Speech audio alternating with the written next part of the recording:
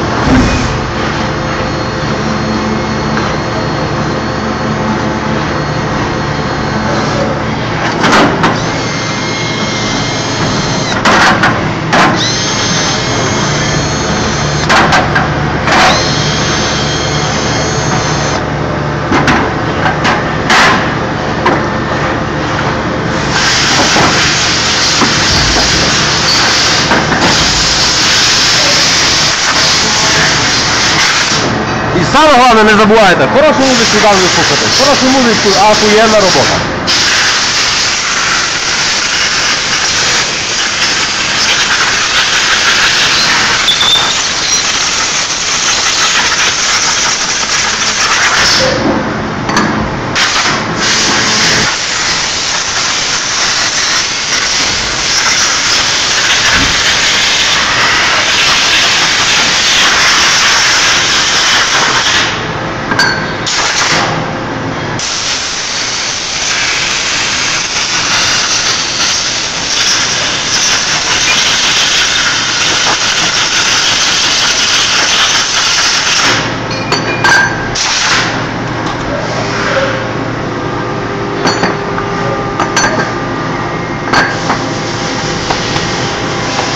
Ось так от.